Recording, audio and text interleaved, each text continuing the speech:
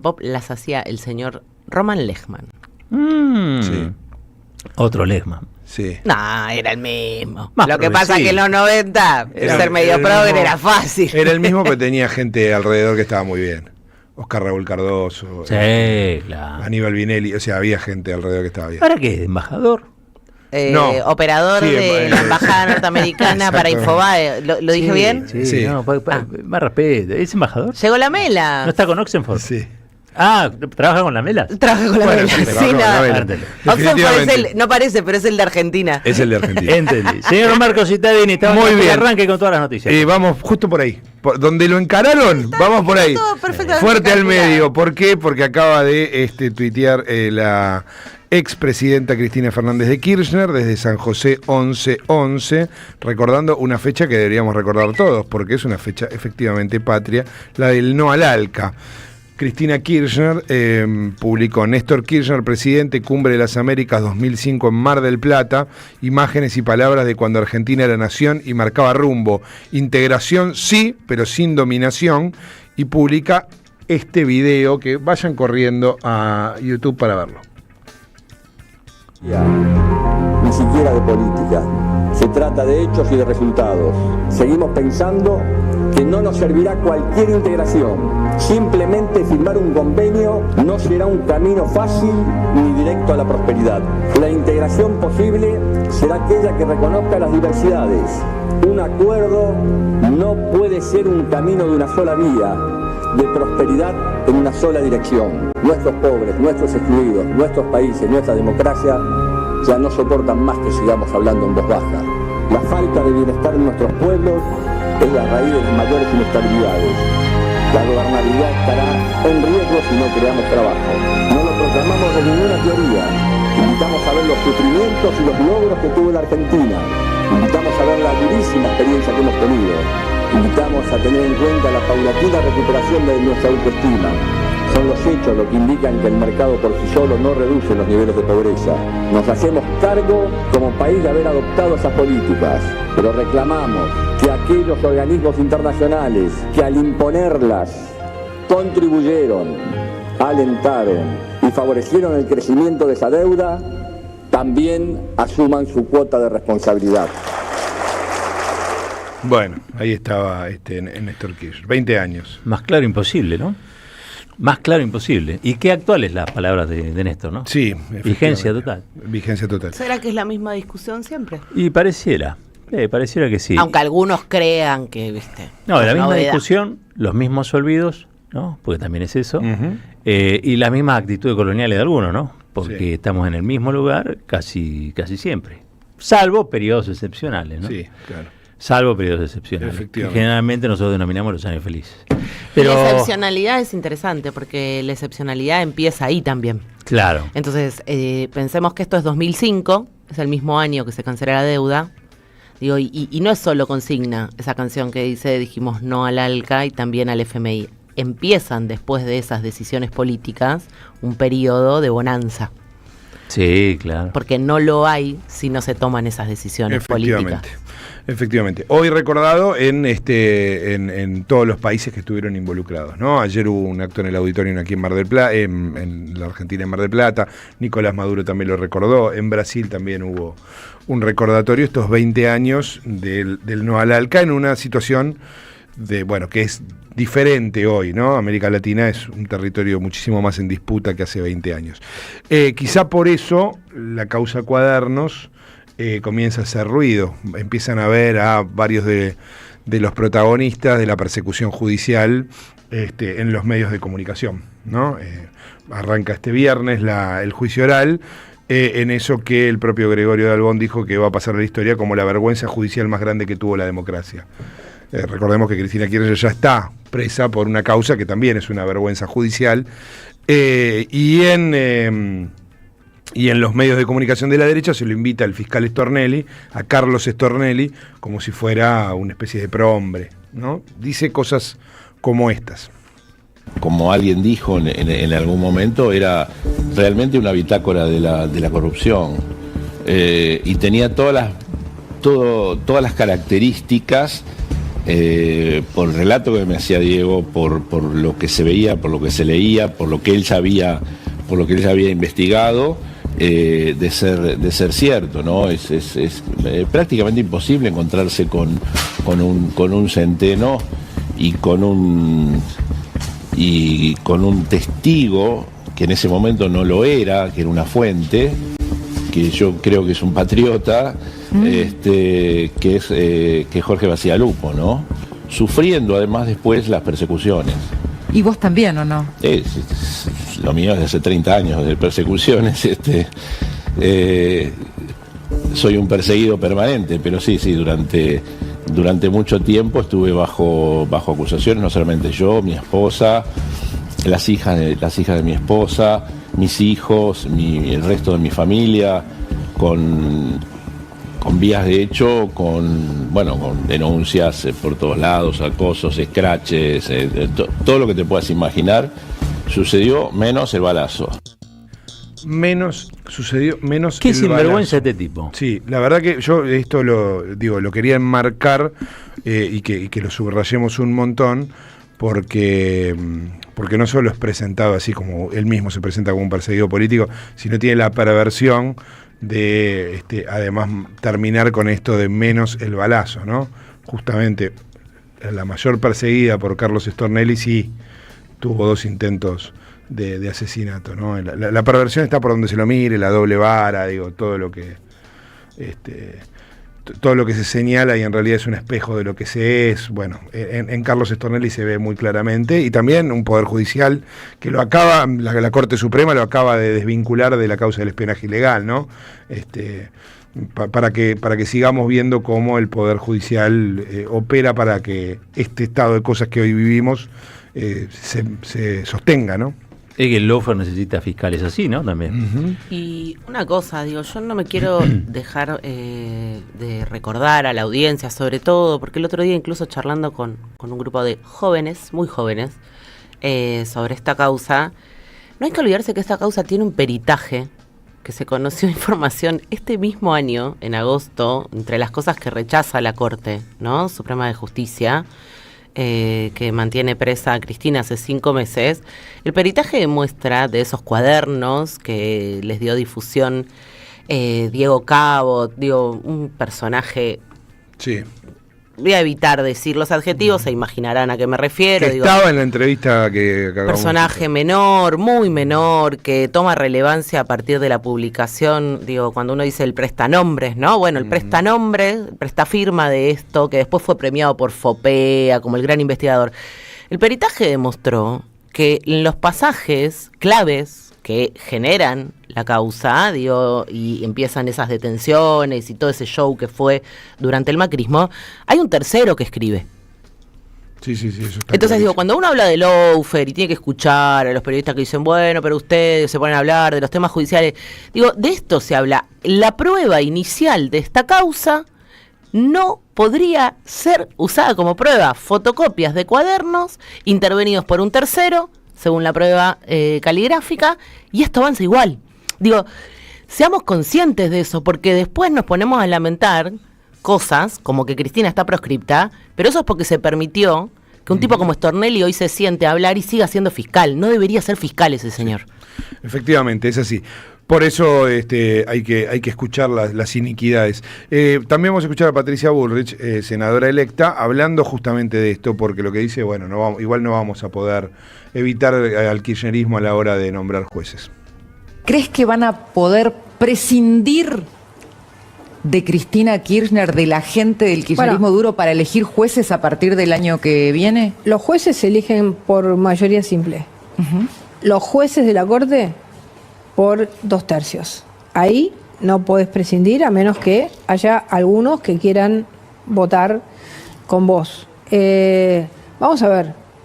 Vamos a tratar de que... También es importante que ciertas instituciones tengan legitimidad. Los jueces tienen que tener legitimidad. Tienen que ser jueces de la Constitución y de la ley. Bueno, ahí estaba Patricia Bullrich con por supuesto con algo que podríamos suscribir al pie. Tienen que ser jueces de la Constitución y de la ley, no es lo que está pasando. ¿no? Y también propiciado por Patricia Bullrich, gran socia de buena parte de estos fiscales y jueces en la persecución a dirigentes políticos. Bueno, Mauricio Macri habló ayer, otro de los que es dueño de una parte de Comodoro Pi, ¿no?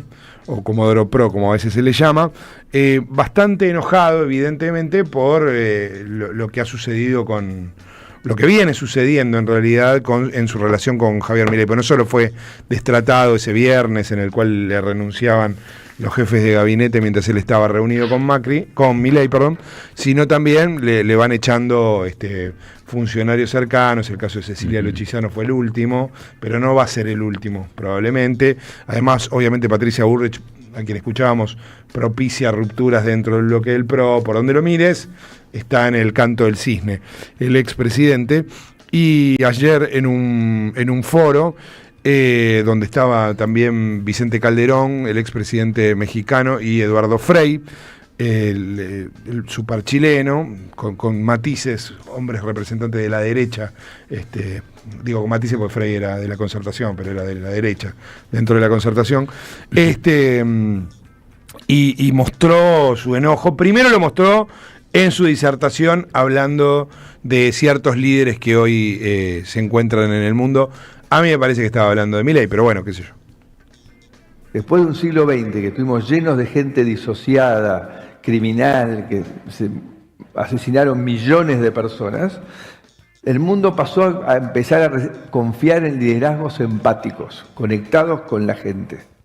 Y esta violencia con la que se vive la política hoy, lo que va logrando es que el que es empático, que tiene familia, que tiene un equilibrio, dice, yo no puedo convivir con esta violencia de comunicación, y han vuelto el mundo a estar liderado por personalidades narcisistas a tal nivel que ya ni escuchan, no les importa lo que digan los demás, ellos van avanzando en su vida, ¿no? Y claramente no es el tipo de liderazgo que se necesita para construir, incluyendo, sobre todo en un mundo donde se aceleran los ganadores y los perdedores, y entonces uno debe tener más empatía para tratar de entender cómo de alguna manera no se subsidia al perdedor, pero se le da una segunda oportunidad al perdedor. Bueno, ahí estaba Mauricio Macri, con todo su enojo. La verdad que Mauricio Macri, hablando de empatía y de narcisismo, el chiste se cuenta solo, digo, ¿no? Es medio complicado.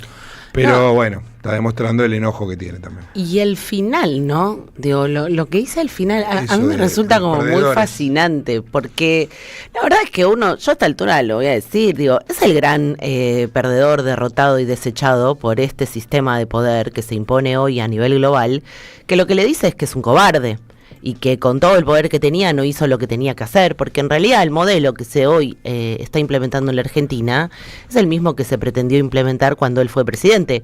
Y en términos de algo más coloquial, no le dio la nafta a Mauricio. Y eso es lo que le dice el poder. Digo, el destrato que recibe de parte de Javier Milei es el destrato que recibe el que no estuvo a la altura de las circunstancias para lo que era el plan. Entonces, que está en ese lugar incómodo, ¿no? Donde habla de empatía, pero a la vez tiene un desprecio de clase. Esto de decir, bueno, al perdedor se le da una segunda oportunidad. Hoy el perdedor es él. Sí. Y no le están dando una segunda oportunidad. Está bien eso, me gusta. Está muy bien, por eso cuando salía de este foro fue abordado por un cronista mientras le cerraba la puerta, medio que le cerró la puerta en la cara. Está enojado. Sí, estaba enojado, evidentemente sí, porque le cerró la puerta en la cara al cronista. Y se daba este diálogo. El PRO, apoyado como nunca en la historia de la política argentina, un partido que no era gobierno, apoyó a este gobierno para lograr no solo ganar una elección, sino tratar de gobernar en una situación de minoría muy difícil. Y lo va a seguir haciendo en base a las ideas. Pero en el PRO nosotros creemos, sobre todo en esta era de una política tan fragmentada, tan violenta, que ejercer liderazgos sin equipo, sin compartir los esquemas de decisión, se hace muy difícil porque, como también se decía, acá la presión por el cortoplacismo es infinita. Bueno, ahí estaba entonces. Parece una advertencia, una amenaza, como lo quieras decir, esto de acompañar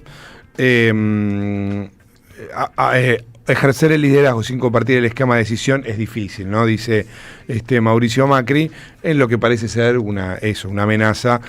Quizás ya, como bien decía Vale, en un momento de derrota, de olvido para Mauricio Macri, que cada vez tiene menos gente alrededor. Incluso tuvo que aceptar, como si fuera una especie de victoria, o como si de verdad estuviera contento con la designación de Diego Santilli, cosa que no le está pasando. Él está enfrentado o distanciado de Diego Santilli hace mucho tiempo, pero sobre todo lo que tuvo que tragarse como sapo es que Ritondo y Santilli lideraran la alianza con La Libertad Avanza, que se terminó trasladando hasta el territorio porteño, ¿no?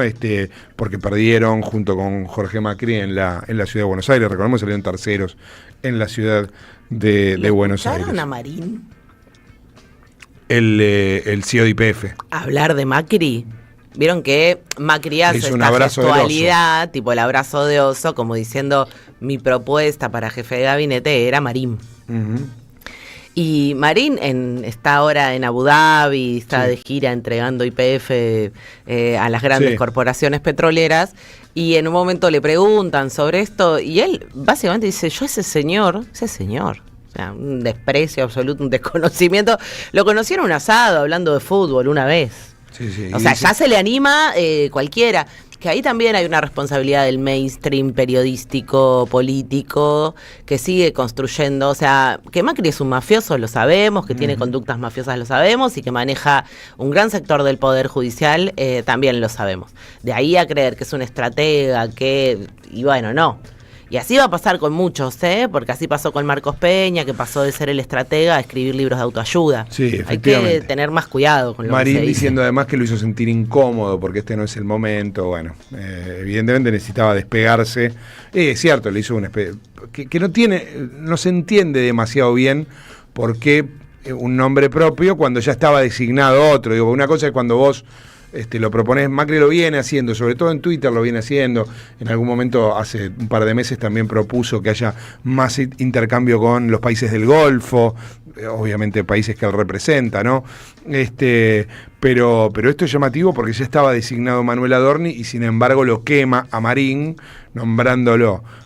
Es llamativo, insisto con esto, pero bueno, pero sucedió. Vamos a volver a escuchar a Patricia Bullrich. ¿Por qué? Porque Patricia Bullrich habla de la relación que va a tener con Victoria Villarroel, alguien a quien nombramos poco últimamente, ¿no? Casi no nombramos a la vicepresidenta de la Nación, sigue siendo la presidenta del Senado, obviamente, y va a estar allí Patricia Bullrich probablemente como jefa de bloque.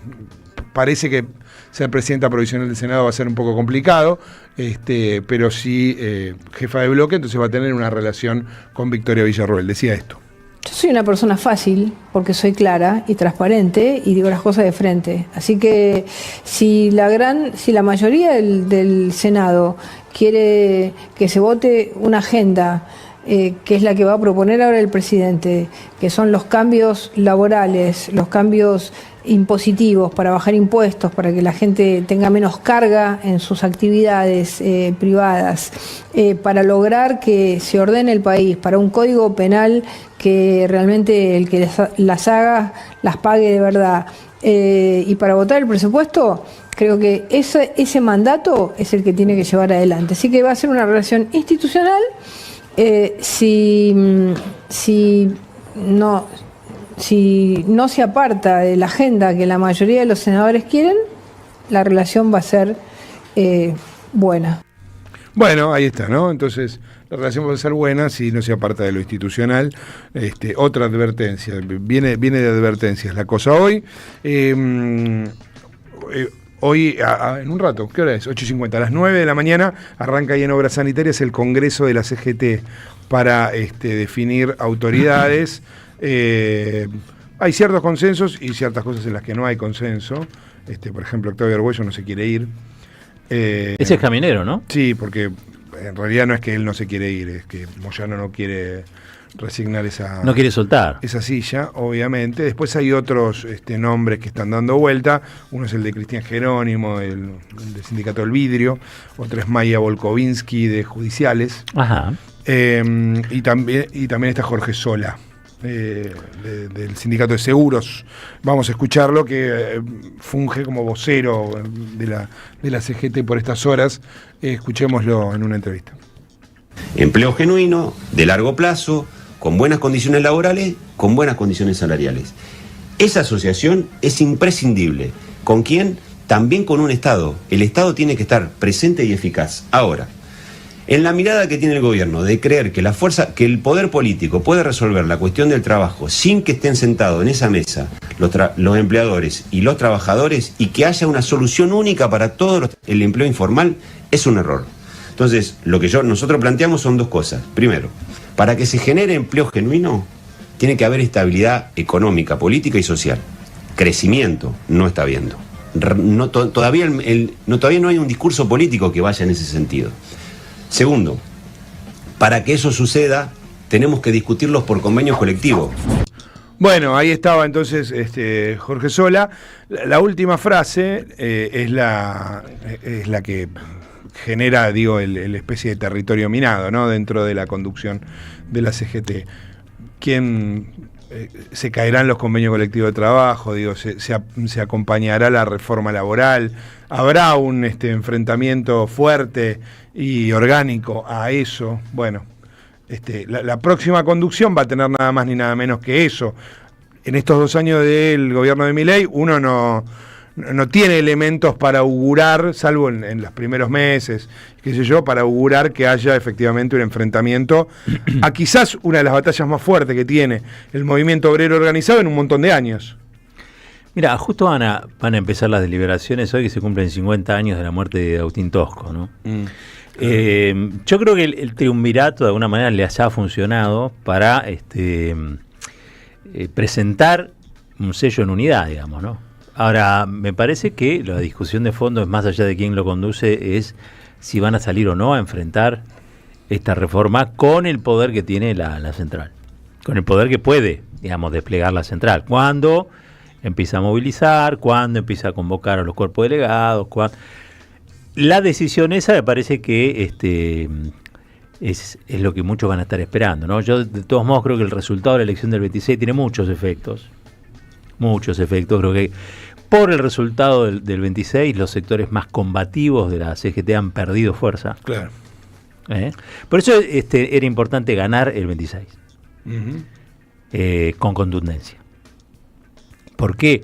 Porque todos los que nosotros reivindicamos como tipos que realmente hacen honor a la defensa de los derechos del trabajadora, digo, siempre los mencionamos, digamos, lo que antes era el MTA, después era la Corriente Federal de los Trabajadores.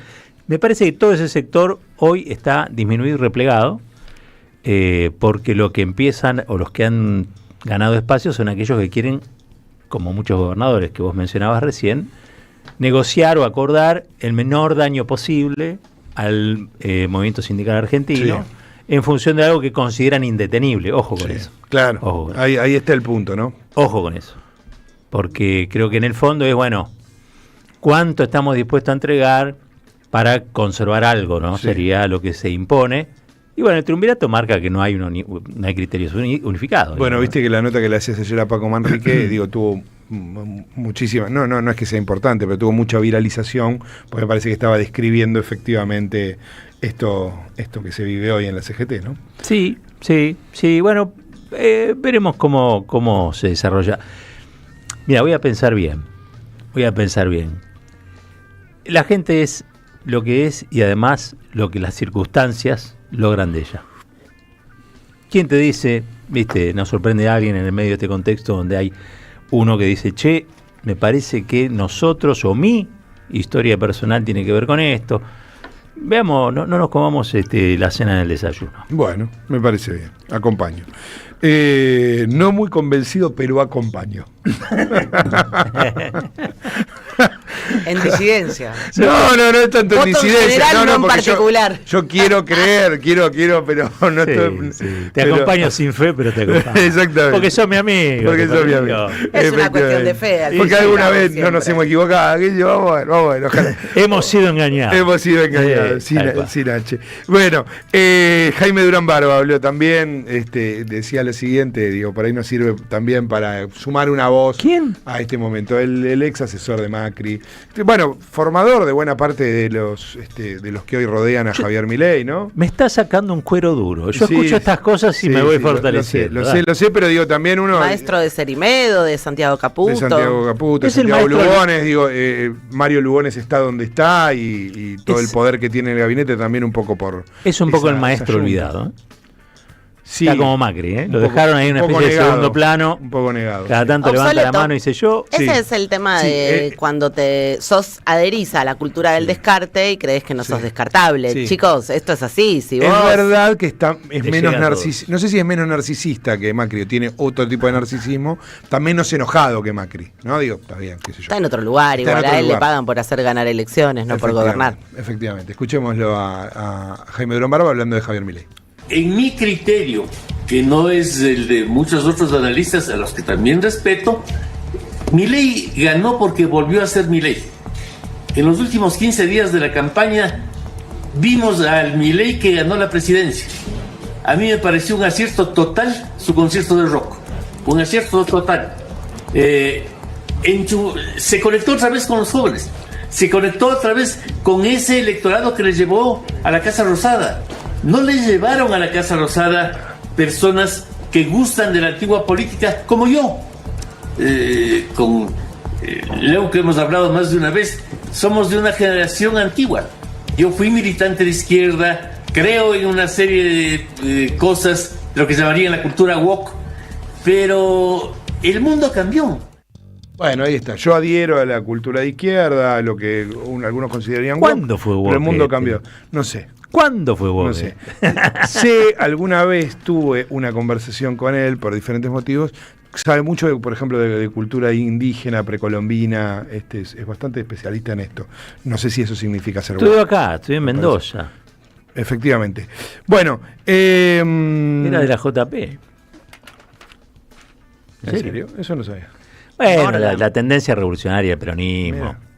Mira. Y después hizo como Bullrich, digamos, se pasó 3 pueblos. Sí. 6, 18. Sí, 18. Bueno. Bueno, vamos a cerrar porque los neoyorquinos también parece que se pasaron 3 pueblos. Y Qué no. gente rara esa, ¿no? ¿Por qué lo estamos Está. pasando? Digo, la verdad que una elección en Nueva York, ni siquiera con la mirada muchas veces colonial que tenemos de la Argentina, ha sido importante. La verdad es que uno se acuerda de algunos alcaldes de Nueva York, porque fueron muy conocidos en su momento, pero no es que cuando ganaron importaba. Claro, Giuliani en los 90, obviamente, Cuomo, por diferentes motivos durante la pandemia, pero la verdad es que la elección incluso de esos personajes no fue una noticia en la Argentina. ¿Por qué la elección de Zoran Mandani es una noticia en la Argentina? Y porque probablemente los neoyorquinos hicieron lo que los argentinos no supimos hacer, que es no tenerle miedo a Trump. Porque Trump hizo una amenaza muy parecida a la que le hizo a la Argentina, porque había amenazado directamente con recortar fondos federales si ganaba este candidato socialista democrático. Él se denomina así, musulmán, obviamente, esa es su fe, e inmigrante, ¿no? Además, obviamente. Y ganó con holgura, y le ganó además a Andrew Cuomo, que era un personaje importante hasta hace poco en Nueva York. Vamos a escuchar a Zoran Mandani, el nuevo alcalde de Nueva York, hablándole directamente a Trump. Si están en YouTube, lo van a ver subtitulado, si no se los traducimos. So Donald Trump, Entonces, since Donald I know Trump, you're watching, yo sé que nos está viendo. I have 4 words Tengo for you. 4 palabras para usted. Turn the volume up. Suba el New volumen. York will remain Nueva a York city seguirá of siendo una immigrants, ciudad de a inmigrantes, city built una ciudad by construida por immigrants, inmigrantes, powered by immigrants, impulsada por inmigrantes, and as of y a partir de tonight, esta noche, led by an immigrant. liderada por un inmigrante.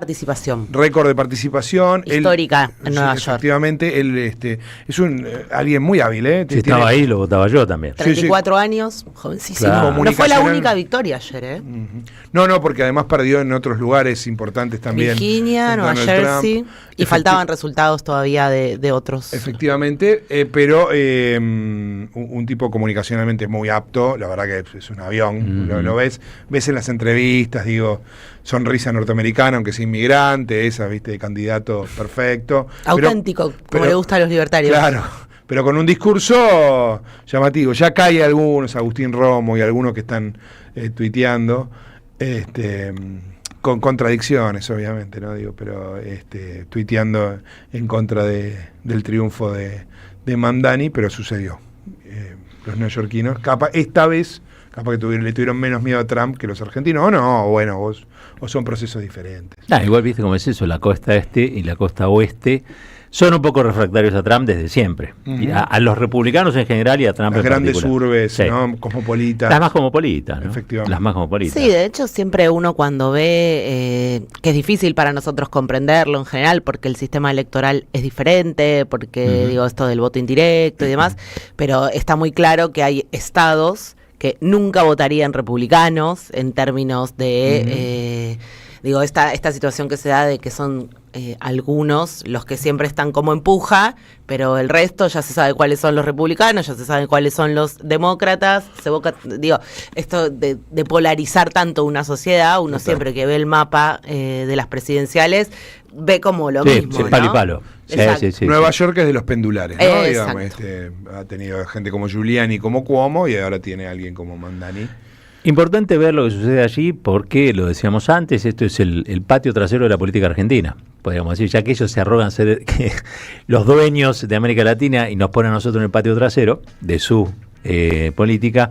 Esto es un poco la política doméstica de los Estados Unidos, es el backstage de la política argentina, ¿no? Lo que sucede allá va a tener impacto acá, de hecho lo está teniendo, ¿no? Con lo que con el apoyo abierto y descarado de la administración Trump al presidente Milei. Bueno, 2 minutitos pasaron de las 9, nos vamos a una tanda. Cuando regresamos, esto sigue hasta las 10. Caballero de Día, en AM 530.